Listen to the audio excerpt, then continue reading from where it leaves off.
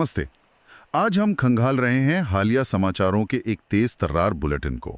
प्रधानमंत्री ने हिमाचल और पंजाब के कुछ इलाकों का हवाई सर्वे किया है। हाँ, मंडी, कुल्लू और गुरदासपुर में।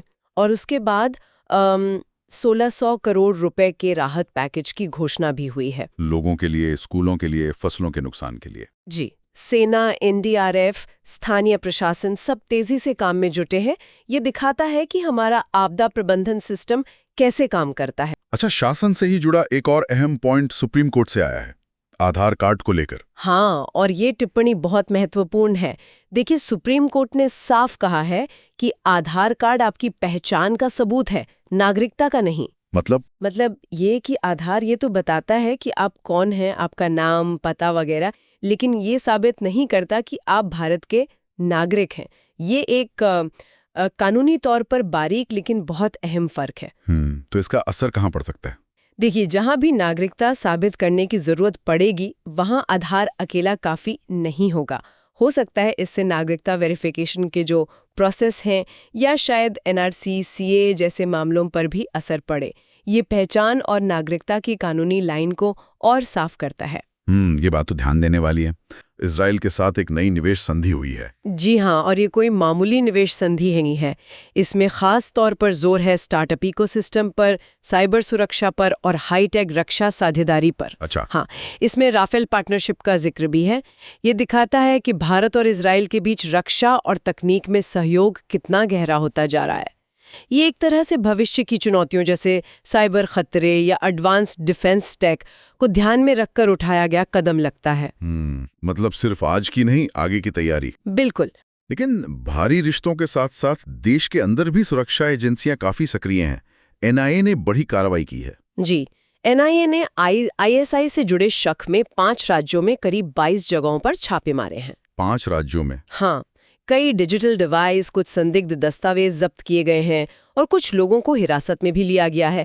ये दिखाता है कि जो चरमपंथी विचारधाराएं हैं और उनके नेटवर्क हैं, उनके खिलाफ लड़ाई लगातार चल रही है। ये तो एक लगातार चलने वाली चुनौती है। सही कहा। और इसी से मिलती जुलती एक और चिंताजनक खबर दिल्ली सचिवालय और मौलाना आजाद मेडिकल कॉलेज में बम की धमकी मिली। हाँ, जिसकी जांच अभी चल रही है। देखिए, अक्सर ऐसी धमकियां झूठी निकलती हैं, पर इन्हें हल्के में तो नहीं ले सकते। नहीं, बिल्कुल नहीं। को बाहरी सुरक्षा के साथ साथ अंदरूनी मोर्चे पर भी कितना अलर्ट रहना पड़ता है। मतलब एक तरफ आप हाई टेक डिफेंस डील कर रहे हैं, दूसरी तरफ आपको ऐसी लोकल धमकियों और नेटवर्क से भी निपटना है। ये संतुलन साधना ही आज के वक्त की बड़ी चुनौती है। सही काम। अच्छा, सुरक्षा और रणनीति के अलावा देश की रफ्तार अर्थव्यवस्था और तकनीक से भी तय होती है, और इस मोर्चे पर भारत के यूपीआई ने एक और बड़ा कदम आगे बढ़ाया है। हाँ, ये वाकई बहुत बड़ी खबर है। हमारा यूपीआई नेटवर्क अब यूनिवर्सल पोस्टल यूनियन यानी यूपीयू से जुड़ गया है। यूपीयू ये क्या है? ये एक ग्लोबल संस्था है जो दुनिया भर की डाक सेवाओं के बीच तालमेल बनाती है। अब यूपीआई के इससे जुड़ने का मतलब है कि 150 से ज्यादा देशों में पोस्टल पेमेंट की सुविधा यूपीआई के जरिए मिल पाएगी। अरे वाह, 150 देश! जी, सोचिए, इससे विदेश में छोटे मोटे पेमेंट करना कितना आसान हो जाएगा, या जो लोग बाहर काम करते हैं उनके लिए भारत पैसे भेजना मतलब रेमिटेंस कितना सुलभ हो सकता है। ये भारत की डिजिटल ताकत का एक और सबूत है। हाँ, ये तो कमाल की बात है। अच्छा, तकनीक का असर ऑटोमोबाइल सेक्टर में भी दिख रहा है। रेनो सस्ती बैटरी और नए मॉडल लाने की सोच रहा है। जी, ये ट्रेंड दिख रहा है कि कंपनियां अब लागत घटाने और इलेक्ट्रिक या ज्यादा माइलेज वाली गाड़ियां बनाने पर जोर दे रही हैं। इससे कंपटीशन बढ़ेगा और शायद ग्राहकों को फायदा हो। लेकिन अर्थव्यवस्था का एक दूसरा पहलू भी सामने आया है। आप शायद एएनजी बैंक वाली खबर की बात कर रही हैं। हाँ, वो करीब 3,500 नौकरियां कम करने जा रहे हैं। बिल्कुल। तो देखिए, एक तरफ रेनो जैसी कंपनी नई तकनीक ला रही है, विस्तार कर रही है। दूसरी तरफ एएनजेड जैसा बड़ा बैंक या तो रीस्ट्रक्चरिंग कर रहा है या शायद ऑटोमेशन और आर्थिक दबावों के चलते कर्मचारियों की छटनी कर रहा है। ये दिखाता है कि आर्थिक तरक्की का फायदा हमेशा सब तक बराबर नहीं पहुंचता। इसके सामाजिक पहलू भी हैं। सही कहा। और इन सब के बीच पर्यावरण का सवाल। स्वच्छ वायु सर्वेक्षण की रैंकिंग आ गई है, और इस बार भी इंदौर ने बाजी मार ली है, देश का सबसे साफ हवा वाला शहर। हाँ, इंदौर तो कमाल कर रहा है इस मामले में। जी, उनकी लगातार कोशिशों का नतीजा है। वहीं दिल्ली 32वें नंबर पर है। 32वें? ये तो काफी नीचे है। हाँ, ये रैंकिंग हमें फिर याद दिलाती है कि विकास और पर्यावरण में संतुलन साधना कितना जरूरी और मुश्किल है, खासकर दिल्ली जैसे बड़े शहरों के लिए। बिल्कुल। अच्छा, अर्थव्यवस्था और पर्यावरण के बाद जरा भविष्य की नींव यानी शिक्षा और खेल की बात करते हैं।